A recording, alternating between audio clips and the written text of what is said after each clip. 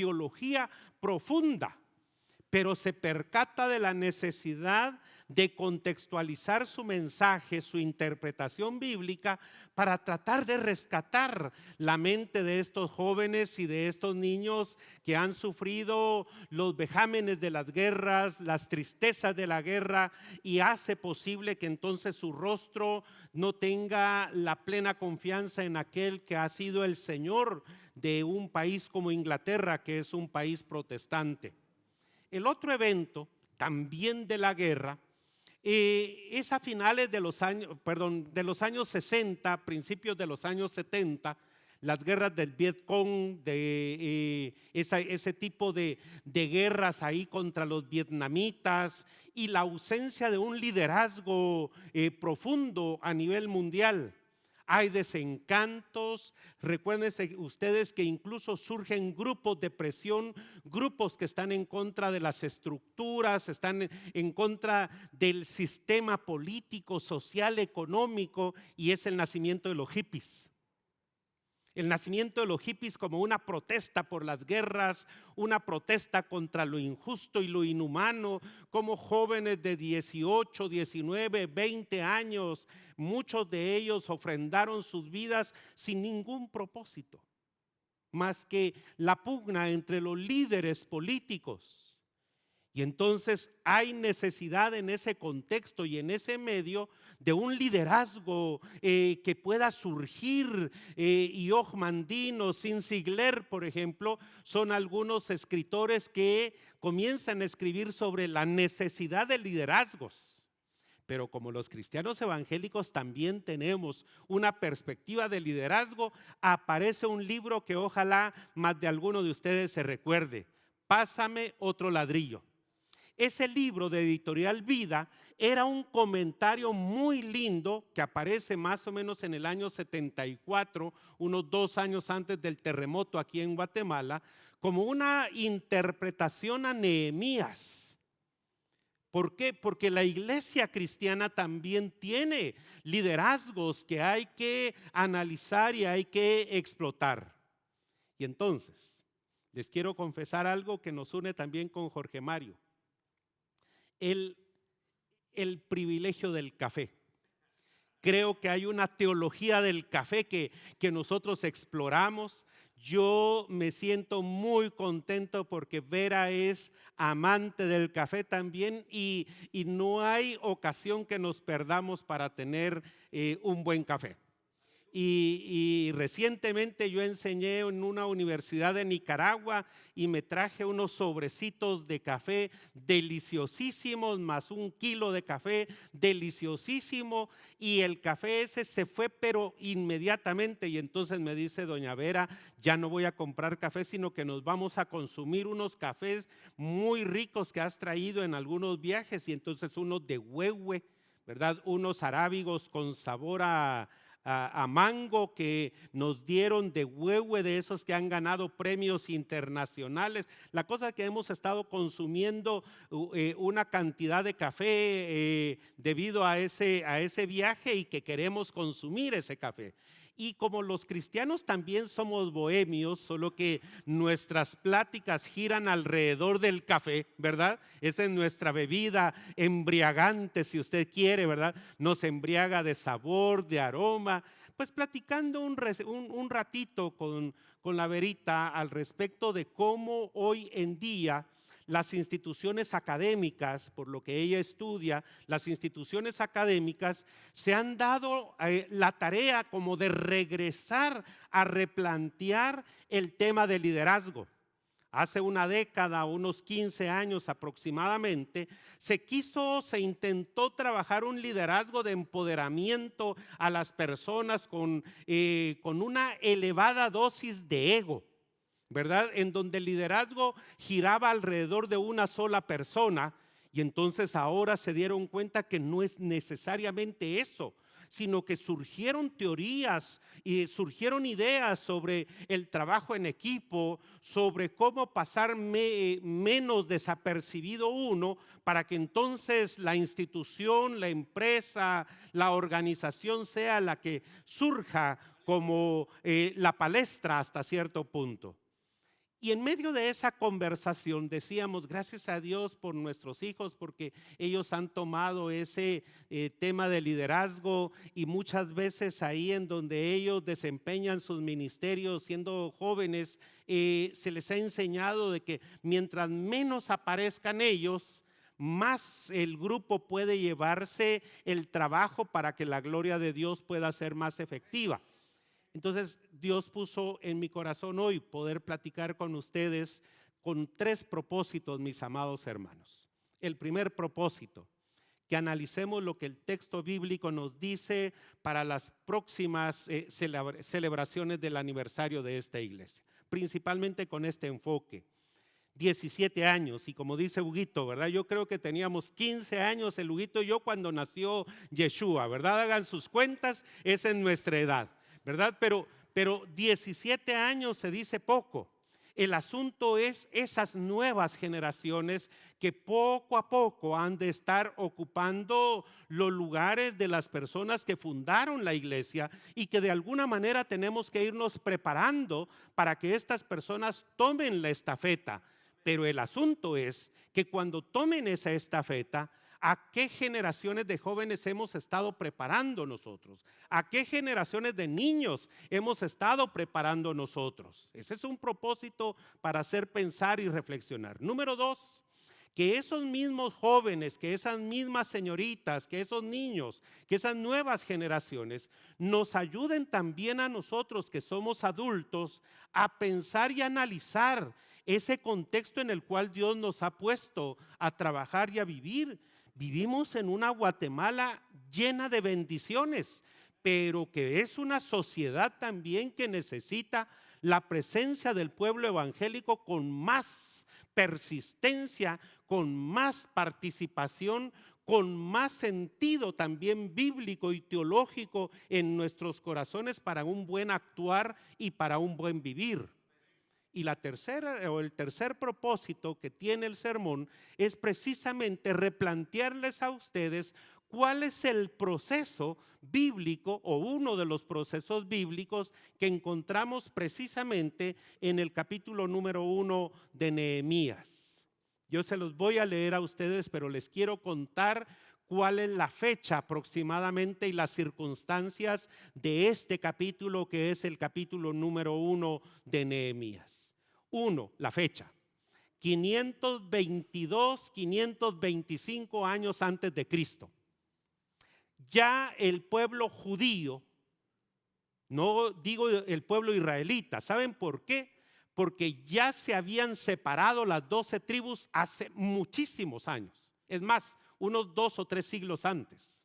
Ya se habían separado en 10 tribus que se quedaron en el norte y 2 tribus que se quedaron en el sur. Los de las 10 tribus del norte ya los habían conquistado y los habían aniquilado los asirios. Pero después solamente habían quedado 2 tribus, la tribu de Judá y la tribu de Benjamín, que fue el reino del sur. Y ellos recibieron palabras proféticas, como por ejemplo la de Jeremías. Palabras proféticas tan importantes, mis hermanos, que hoy nosotros también tendríamos que recuperar una palabra profética asertiva, una palabra profética contextual, una palabra profética que inunde nuestra vida para que ésta esté al servicio del Señor. Pero no se hizo caso. Y entonces cayó el reino del sur en las manos de los babilónicos. Y todavía cayendo, el Señor les dice: pero los voy a restaurar. Pasan 70 o 72 años en Babilonia, y entonces la ciudad que había destruido Nabucodonosor había pasado 70, 72 años también en ruinas.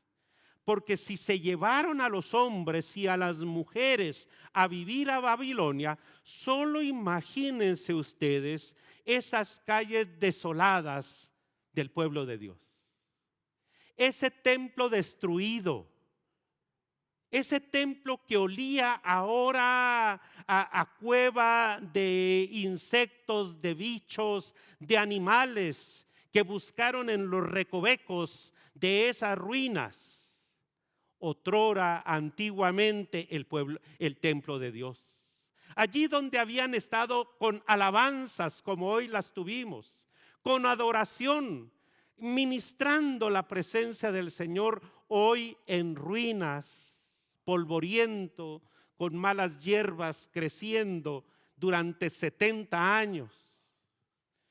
Las bellas calles de Jerusalén hoy empolvadas, hoy con una tristeza más que elocuente, y una tristeza que se reflejaba en el rostro de los pocos habitantes de Jerusalén, el pueblo de Dios, la ciudad de Dios, la ciudad profética, en donde el Rey de Reyes pondría sus pies y en donde el Rey de Reyes también garantiza el que estemos juntos por la eternidad, hoy completamente en ruinas. Ese es el contexto. 522, 525 años antes de Cristo. Y entonces Dios permite el corazón de un hombre, el corazón de alguien que es necesario hoy en día en nuestra bella Guatemala. Hubo un filósofo en Grecia al cual le acusaron de loco, y los jóvenes que estudian filosofía en las universidades se recordarán quién es este filósofo que se atrevió a salir con una lámpara encendida en la mano. No era Coleman, les aseguro, ¿verdad? No eran de aquellas de camisa, pero sale con una lámpara en la mano gritando en una ciudad populosa: busco un hombre. Y la gente decía: ¿cómo? Y él insistía: busco un hombre. Con la lámpara encendida en plena ciudad y en pleno día, busco a un hombre. Ja, ja, ja, ja, ja. Y las sonrisas eran elocuentes, escandalosas. ¿Cómo te atreves a decir busco un hombre en una ciudad tan populosa? Y entonces él decía: busco un verdadero hombre. Hoy en día el Espíritu del Señor también, con lámpara en las manos, en medio de su iglesia, dice: busco un líder, pero un líder conforme al corazón de Dios. Busco una iglesia líder, pero conforme al corazón de Dios. Y entonces vea lo que dice el texto. Palabras de Nehemías, hijo de Acalías. Aconteció en el mes de Quisleu, en el año 20, estando yo en Susa, capital del reino, que vino Hanani, uno de mis hermanos, con algunos varones de Judá, y les pregunté por los judíos que habían escapado y que habían quedado de la cautividad, y por Jerusalén. Y me dijeron: el remanente, los que quedaron de la cautividad allí en la provincia, están en gran mal. Están en gran mal y afrenta, y el muro de Jerusalén está derrumbado y sus puertas quemadas a fuego. Cuando oí estas palabras, me senté y lloré, e hice duelo por algunos días, y ayuné y oré delante del Dios de los cielos, y dije: te ruego, oh Dios de los cielos, fuerte, grande y temible, que guarde el pacto y la misericordia a los que le aman y guardan sus mandamientos. Esté ahora atento tu oído y abiertos tus ojos para oír la oración de tu siervo, que hago ahora delante de ti día y noche por los hijos de Israel, tus siervos, y confieso los pecados de los hijos de Israel que hemos cometido contra ti. Sí, yo y la casa de mi padre hemos pecado. En extremo nos hemos corrompido contra ti y no hemos guardado tus mandamientos, estatutos y preceptos que diste a Moisés tu siervo. Acuérdate ahora de la palabra que diste a Moisés tu siervo, diciendo: si vosotros pecareis, yo os dispersaré por los pueblos. Pero si os volviereis a mí y guardareis mis mandamientos y los pusiereis por obra, aunque vuestra dispersión fuere hasta el extremo de los cielos, de allí os recogeré y os traeré al lugar que escogí para hacer habitar allí mi nombre. Ellos pues son tus siervos y tu pueblo, los cuales redimiste con gran poder y con tu mano poderosa. Te ruego, oh Jehová, esté ahora atento tu oído a la oración de tu siervo y a la oración de tus siervos quienes desean reverenciar tu nombre. Concede ahora buen éxito a tu siervo y dale gracia delante de aquel varón, porque yo servía de copero al rey. Un pasaje hermoso, un pasaje lleno de compromiso, pero también es un pasaje con un personaje lleno de autenticidad creyente. Permítame decirle 4 características que encuentro en este capítulo, necesarias, pertinentes para una iglesia como Yeshua, para su liderazgo y para aquellas personas que se quieran comprometer con el Dios de la vida. La primera de ellas, la identidad. Para mí es uno de los factores importantes en la vida de Nehemías. Nehemías sabe cuál es el papel que le corresponde vivir en esa historia que es determinante. Para mí Nehemías reconoce quién es él en medio de todos los problemas y los sinsabores que provoca reconocer las circunstancias de su ciudad, las circunstancias de su raza, las circunstancias de su pueblo. En medio de todo, Nehemías sabe quién es él. Mire, es algo importante hoy en día, con desfiles como el de ayer, por ejemplo, por una falta de identidad muchas veces, tenemos nosotros una sociedad que se derrue, que se derrumba, que se erosiona, que de alguna manera socava los cimientos de la propia identidad del guatemalteco o del hispano o del latinoamericano. Hoy en día, mis hermanos, necesitamos una iglesia vigorosa en su identidad, saber que no son las circunstancias que determinan nuestra fe ni la razón por la que somos creyentes. Somos hijos de Dios, que era algo que se determinaba en uno de los coros. Somos hijos de Dios, cualesquiera que sean las circunstancias. ¿Estamos mal? Sí, pero somos hijos de Dios. ¿No tenemos plata entre la bolsa? Sí, pero somos hijos de Dios. Probablemente las elecciones del 11 de agosto nos presenten de una forma turbia o en algún momento hasta desesperanzadora. Sí, pero el pueblo de Dios clama y el pueblo de Dios sabe que hay esperanza en medio de esas circunstancias de la vida. No podemos nosotros mantener nuestra vida sin el rumbo que la palabra del Señor nos determina. ¿Saben por qué? Porque Dios prometió estar con nosotros cualesquiera que sean las circunstancias. Esa es una identidad que Nehemías sabe y reconoce y que hoy es en día la necesidad número 1. Que la gente en Guatemala sepa a través de la iglesia y de su mensaje que Dios estará con nosotros siempre. Y con mucho respeto, no importa si es presidente o presidenta, no importa, Dios estará con nosotros porque Él es el poderoso de Israel. Lo cantamos, lo declaramos hoy en la mañana. Y mis hermanos, muchas veces cuando cantamos, también profetizamos. Mis amados hermanos, si supiéramos el poder que tenemos a través de las declaraciones de fe, cuando nosotros cantamos, hacemos declaraciones proféticas también. El Señor es el poderoso en medio de nosotros. No podemos, como nos pasó en algún momento. Les voy a confesar un pecado de esos que cometemos a veces como esposos, ¿oyeron? nos enviciamos con los desayunos de Capistrano, que estaba allí en Majadas. Nos encantaba el día lunes, como descanso pastoral, ir con la Verita a desayunar. Les puedo recitar el menú de lo que ahí nos servían y nos trataban bien.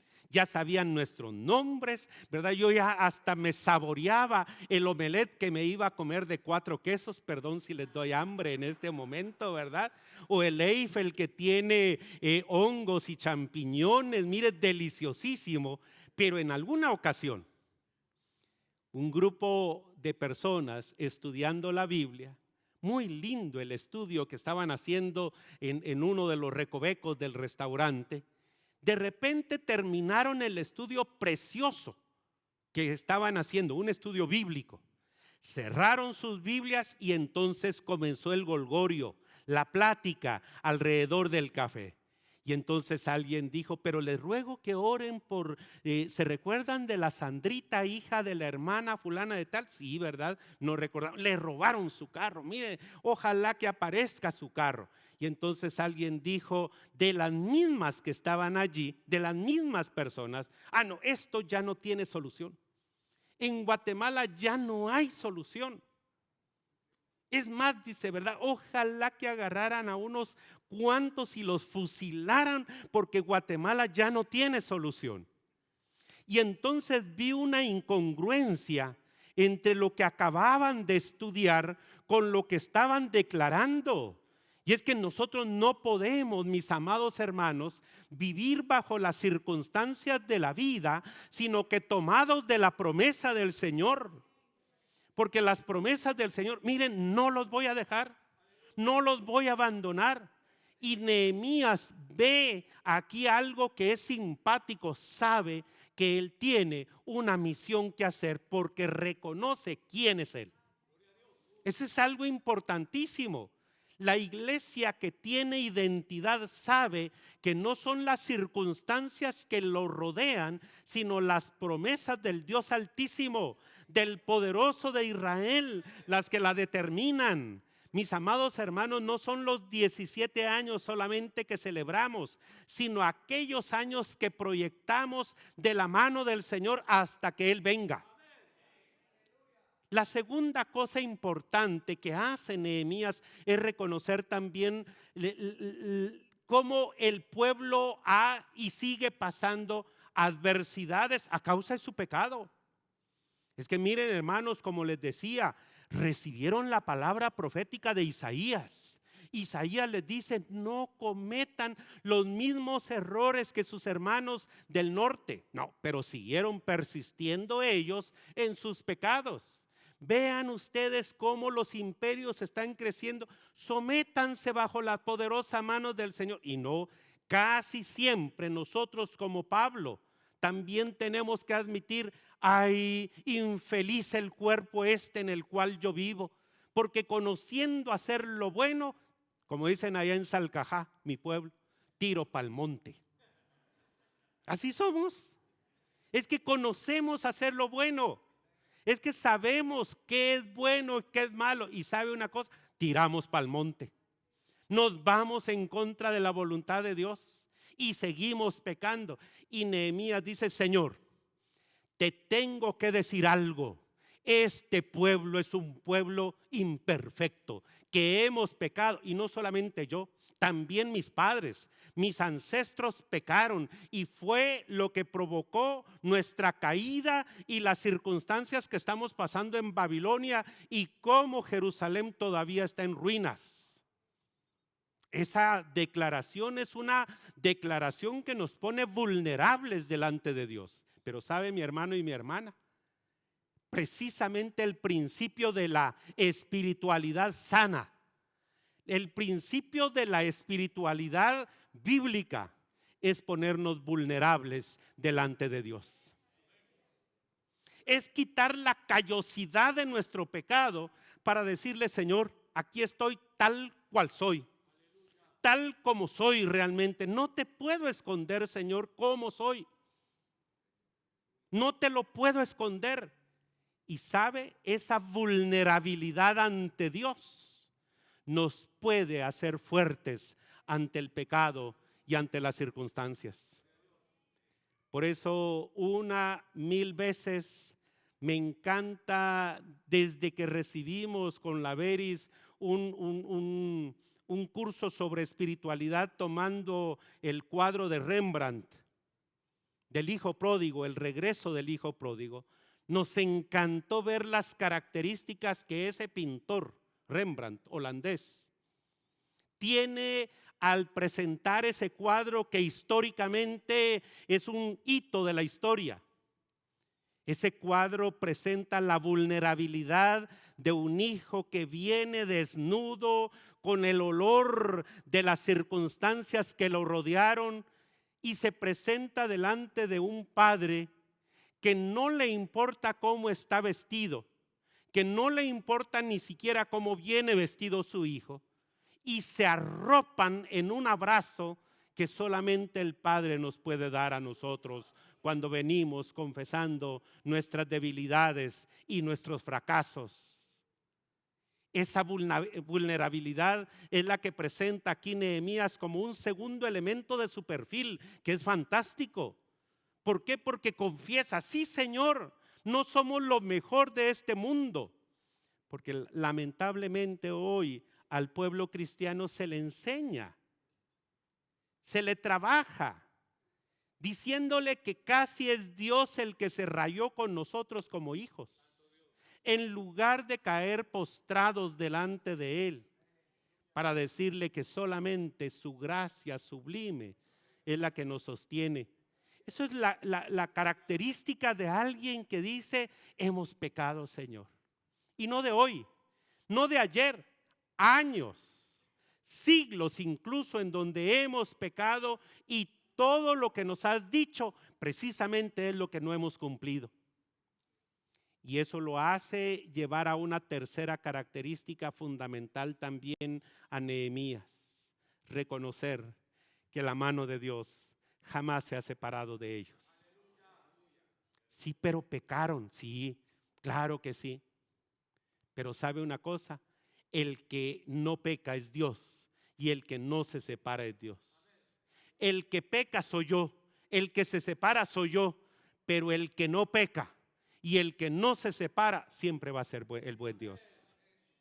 Mis amados hermanos, si la gente comprendiera el amor de Dios el Padre para ellos, la promesa de vida, la salvación que le ofrece, no solamente del alma, sino la salvación íntegra y total para nosotros, si se comprendiera, todos estaríamos postrados delante del Señor, reconociendo sus bondades, su amor, su misericordia, y por supuesto presentarnos vulnerables delante de Él.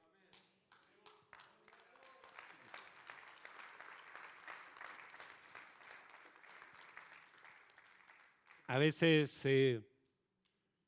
yo me pongo a pensar que la mejor manera de presentarlo a uno tendría que ser como lo presenta la mamá, o como lo llama a uno la mamá. Porque de repente en la universidad dicen doctor, en la iglesia me dicen pastor, ¿verdad? Pero la única que me llama por mi nombre, y si está brava, hasta con malas palabras, es mi mamá. ¿Qué doctor, ni qué pastor, ni qué 8 cuartos? Patojo fregado, ¿verdad? Por supuesto, 56 años tengo y todavía de repente: nene, ¿cómo estás?, me dice mi mami por teléfono, ¿verdad? Pero ella, ¿qué currículum ni qué 8 cuartos, mis hermanos? Ella me llama tal cual.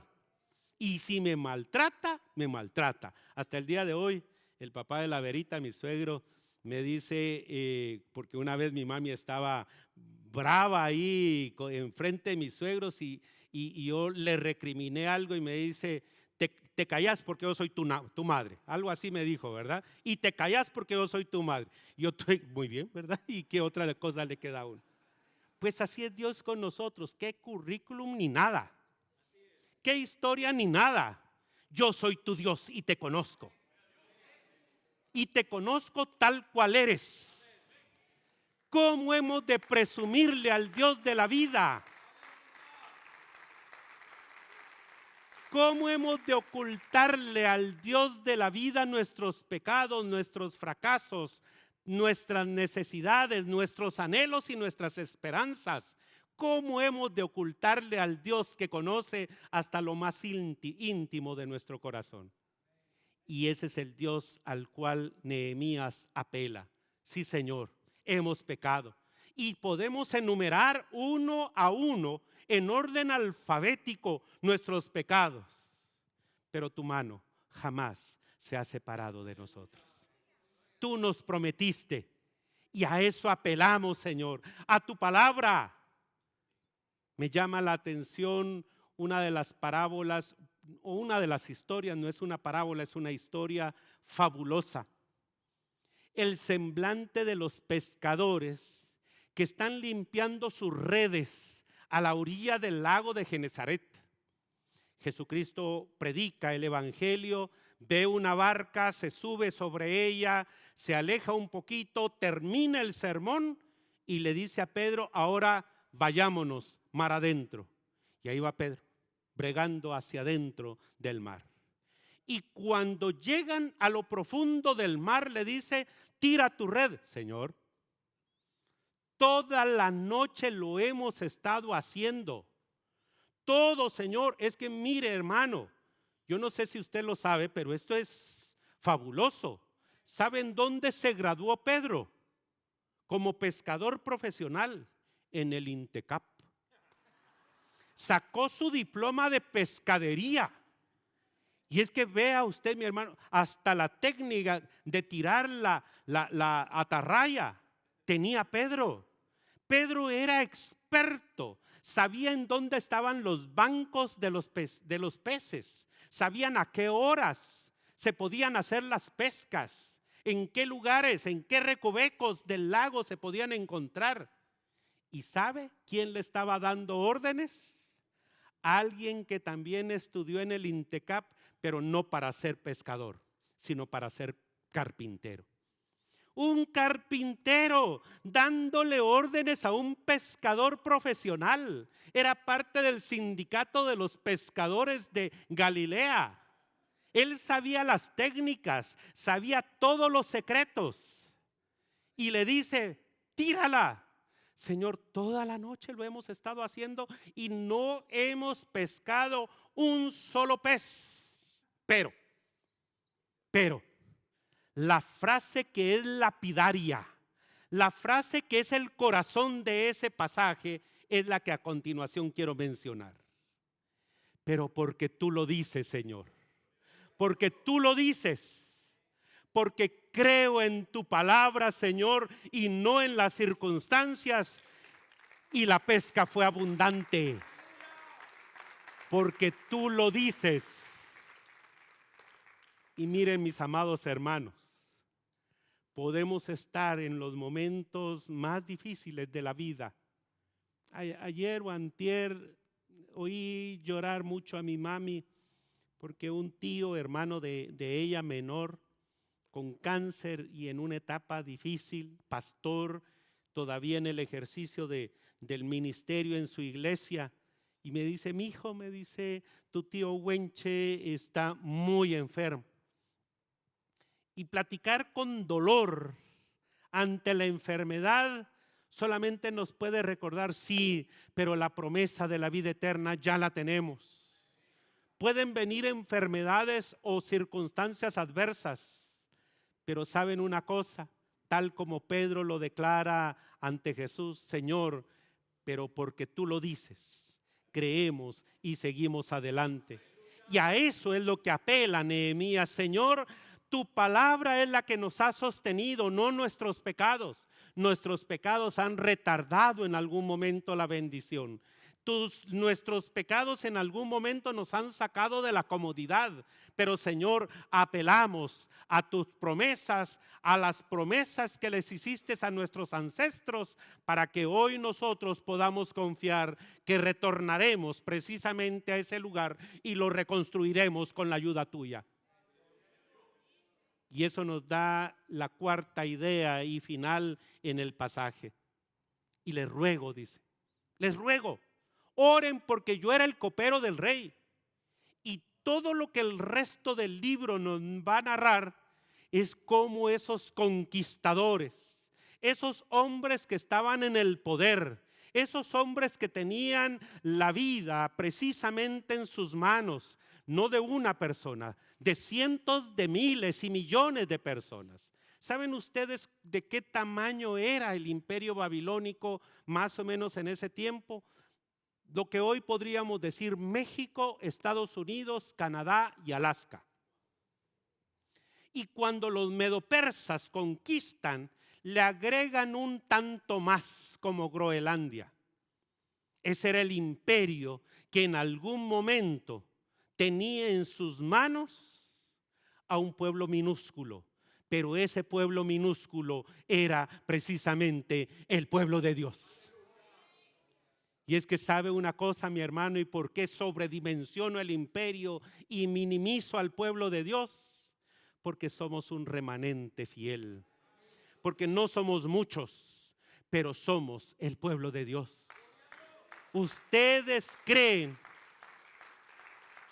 que por ser pueblo grande y poderoso yo los escogí? No, señores. De entre los pueblos y de entre los pequeños, ustedes. Qué promesa más maravillosa, porque el Dios que tiene poder sobre el gran imperio permite que se ablande el corazón de esa autoridad para que deje salir a un pueblo tan pequeño, pero en el cual aparece el corazón inmenso, maravillosamente grande del Dios de los cielos. ¿Saben algo?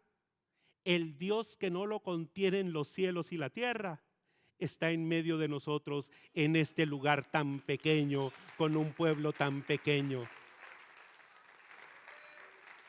Somos grandes y poderosos, no por nosotros, sino por el Dios de los cielos que está en medio de nosotros. Y esa declaración de fe en Nehemías es asombrosamente especial para que nosotros pensemos en estas conclusiones, en estas ideas finales.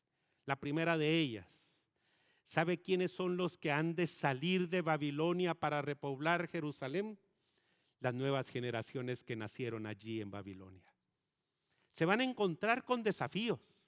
Esos muchachos lo que van a encontrar es algo desesperanzador, que es lo que escucharon de sus ancestros, posiblemente de sus abuelos.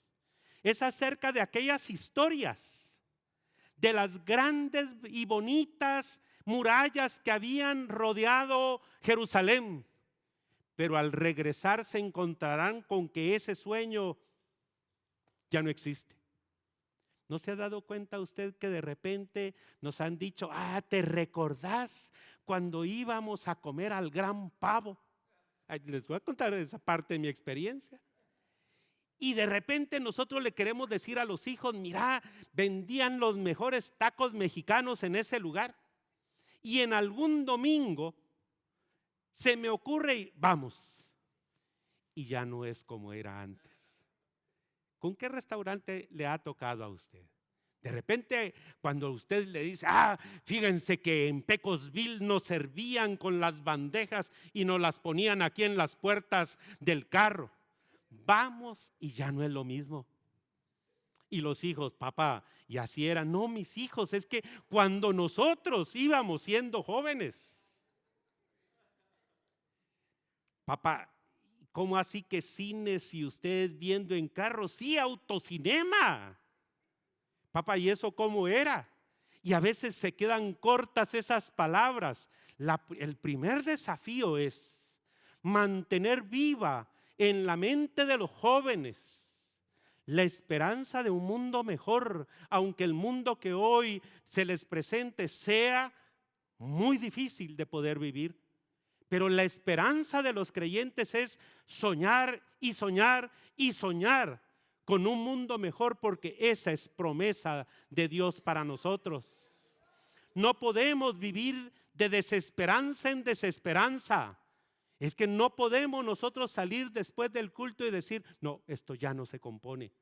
Por el contrario, salimos con una palabra profética de esperanza. Aún las circunstancias estas serán superadas por la gracia, la misericordia y el propósito de Dios. La segunda, creo yo que formar en las generaciones de los muchachos un corazón en donde el ego no superviva en ellos, sino tenemos que enseñarlos a postrarnos delante del Señor y reconocer nuestra harta necesidad de Dios. Tenemos necesidad de jóvenes cada vez más humildes, que sepan agradecer a Dios, al Dios de la vida, por una salvación que le costó a Jesucristo nuestro Señor y Salvador, lágrimas, sudor y sangre en la cruz del Calvario. Tenemos que enseñarle a los jóvenes a gozarse, pero también a compungirse delante del Señor, porque hemos pecado generacionalmente delante de Él.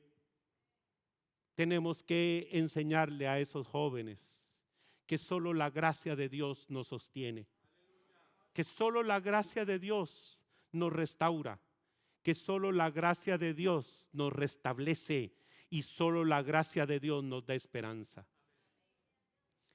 La tercera idea, para ir completando esto, es también enseñar a las nuevas generaciones a reconocer en las promesas de Dios y en la palabra de Dios, no en libros de autoestima, sino en la palabra de Dios, cómo Dios ha plasmado su propósito, su promesa de que estará con nosotros, no por lo que nosotros nos sintamos, sino por lo que Él ha establecido con tinta indeleble en nuestros corazones y en su santa palabra, que hoy nosotros podemos tener como parte de la herencia. Hace poco fuimos nosotros con la Verita a Colombia y estábamos ahí en un evento maravilloso, muy lindo, en donde pasó una organización que trabaja. El micrófono así no me permitió darle abrazos ni besitos a las hermanas que nos saludamos, y ahorita con el té estoy medio tomando así. Cuando pasaron un grupo como de unas 3, 4, 5 señoritas, pasaron allí al frente de ese evento que estábamos nosotros siendo partícipes, y cuando de repente la Sociedad Bíblica de Colombia les entrega la Biblia en braille, 4 cajas envueltas en regalo, y la Biblia en braille tiene una altura más o menos de 1,80 m, y de repente una de esas señoritas no videntes comienza a leer la palabra del Señor. Créame, hermanos y hermanas, que fue una sensación tan grata, tan especial y tan maravillosa. ¿Por qué? Porque a pesar de la limitación física de esas personas, la palabra de Dios estaba hablando a sus corazones.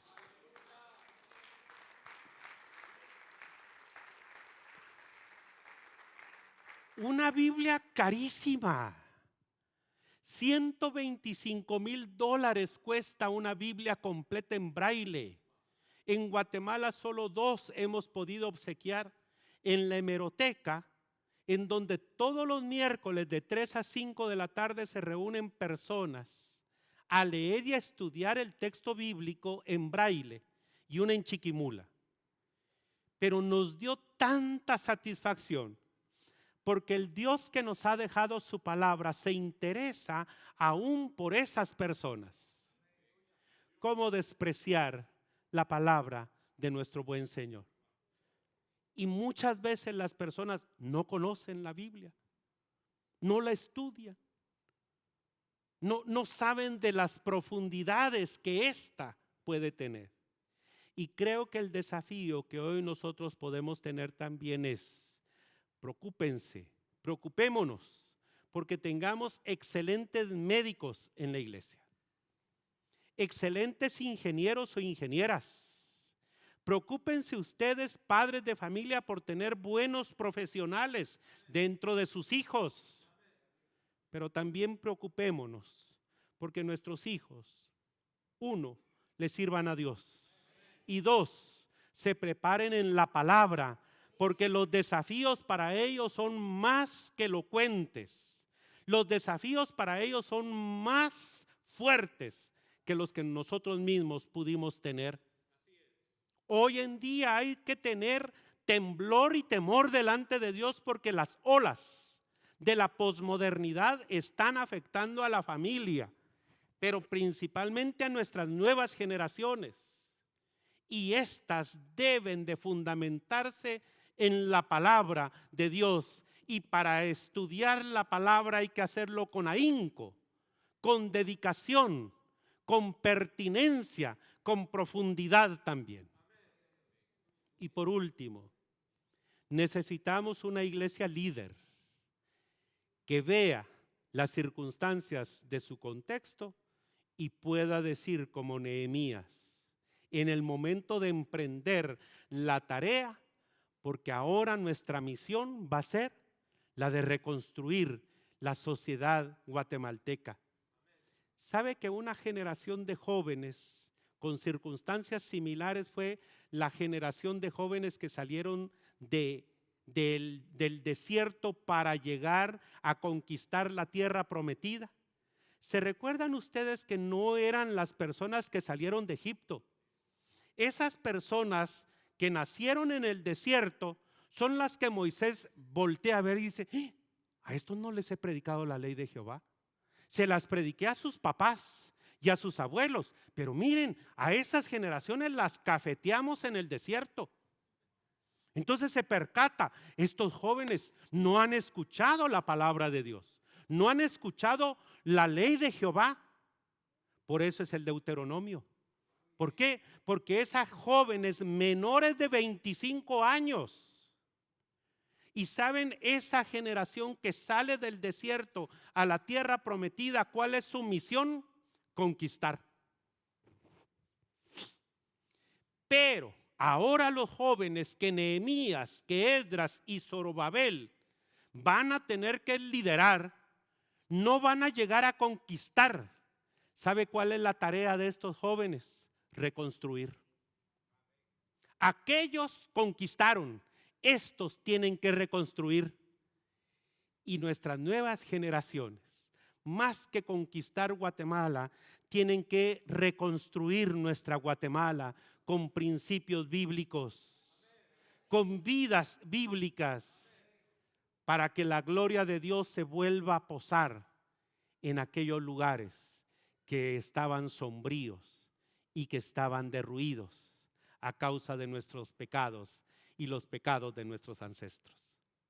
Ahora, mis hermanos, somos llamados a confiar, esperar y creer en el buen Dios, porque siempre cumplirá con nosotros su voluntad, su propósito, su anhelo y su esperanza.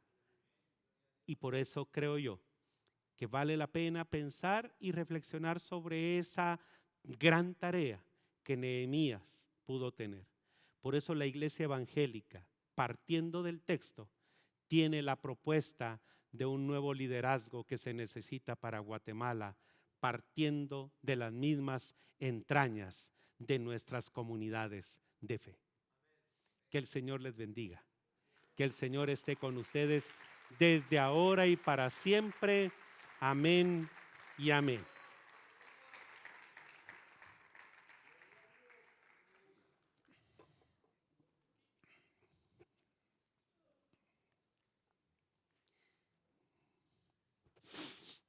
Muchas gracias.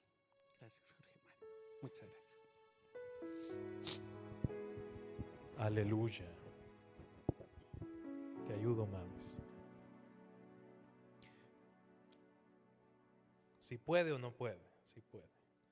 Gracias, hermana Mavis. Póngase de pie, amada iglesia. ¿Cuántos entendimos la palabra de Dios? Si tú eres padre o madre de familia, tienes y tenemos esa gran responsabilidad. Si tú eres jovencito, jovencita, tienes la tarea de abrir tu corazón y estar dispuesto. 17 años, hermanos, creyendo lo que allí usted lee cada vez que se reúne o mira en la cámara. Esta iglesia y la visión que Dios nos ha dado, decirle al Señor: yo y mi casa serviremos a Jehová. Yo quisiera hoy que primero los padres se tomaran de las manos, matrimonios principalmente. Si entendiste la palabra, creo que fue bien clara. Tenemos como los líderes de la casa enseñarle a nuestros hijos el temor de Jehová. Y antes de tomar la cena, Dios nos da la oportunidad. Si hemos fallado, si hemos pecado, de ponernos a cuentas. Matrimonios, tómense de las manos. Si estás sola o solo por alguna circunstancia, alza tus manos ahí donde estás. Tú eres ese padre, tú eres esa madre que representas un linaje de Dios para tu casa. Ahí donde estás, dile: Señor, aquí estoy. Señor, aquí está mi vida. Ayúdame, Señor, a ser diligente. Hoy reconozco mis faltas, mis pecados. Hoy reconozco, Señor, mis errores. Te hemos fallado. Perdónanos, Dios. Yo, Señor, como un siervo, uno de los tantos que tú tienes en esta nación, yo te pido, Padre, perdona nuestros pecados. Queremos, Señor, permanecer fieles como tú eres fiel. Límpianos, ayúdanos. Queremos, Señor, entregar ese manto, esa estafeta, esa herencia a las próximas generaciones, nuestros hijos naturales, nuestros hijos ministeriales, para que ellos, Señor, reconstruyan, hagan, perseveren en la fe. Amado Padre, amada Madre, ahora ora por tu casa. Si están tus hijos presentes, pídele al Señor que bendiga tu casa. Si están juntos, tal vez puedes tomarle de las manos a tus hijos. Padre o madre o los dos, pongan sus manos sobre las cabezas de sus hijos y bendigan a sus generaciones. Padre, hoy puedo decir delante de ti, profetizar: nuestras generaciones serán benditas. Que se cumpla, Señor, tu palabra, serán poderosas en la tierra. Que no se aparten, Señor, de tu camino. Que no se aparten, Señor, de tu palabra. Que sean jóvenes, jovencitas, valientes, temerosas de ti, apartados del mal. Líbralos, ayúdalos, fortalécelos, Señor. Bendecimos a nuestras generaciones. Si hay niños, bendice a tus hijos, a tus nietos. Si tienes la oportunidad, la bendición de ser abuelo o abuela, pídele al Señor por tus generaciones, tus nietas, tus nietos. Vamos, amada hermana, vamos, amado hermano, clama al Señor por ti, por tu casa. Pelea esa batalla de la fe. Que no se contaminen con el mundo. Que sean fieles al Señor.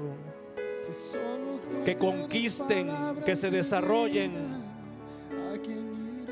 Como bien entendimos tu palabra, que en cada una de las profesiones, que en cada una de las áreas que ellos se desarrollen, sean sabios, prudentes, que tengan mucha bendición, Señor, pero que igualmente nunca se aparten de ti. Que reconozcan, Señor, que eres tú. Eres tú, Señor, el único que bendice y no añade tristeza con esa bendición. Padre, bendice a los que están de brazos, Señor, a los que están en los vientres. Sea bendita tu iglesia, Señor, en Guatemala, en las naciones. Que nos gocemos, Señor, al ver a nuestros hijos servir. Que nos gocemos, Señor, al ver a nuestros nietos servirte y adorarte. Que podamos descansar, Señor, un día diciéndote, Señor, hemos trabajado, hemos servido y mi casa te sirve y te adora. Gracias, mi Dios. Gracias, Señor. Gracias, Dios. Padre, yo bendigo a cada una de las familias aquí representadas y de aquellos que nos están viendo, Señor. Sean benditas las casas, los hogares, las familias. Que podamos, Señor, ser de buen testimonio y darle al mundo del fruto del Espíritu Santo. Gracias, Señor. Amén. Dale un abrazo a tu familia. Dale un beso a tu familia. Vamos, yo puedo ver desde acá, hay muchos hogares. Sí, ya sé que vino peleando, pues reconcíliese ahorita, aproveche. Aproveche. Le voy a pedir a los ancianos que preparen la mesa. Le voy a pedir a usted, iglesia, que tome un momento su lugar, ahí donde está. Mientras el doctor Fernando Mazariegos hablaba y veía ese testimonio de la Biblia en braille,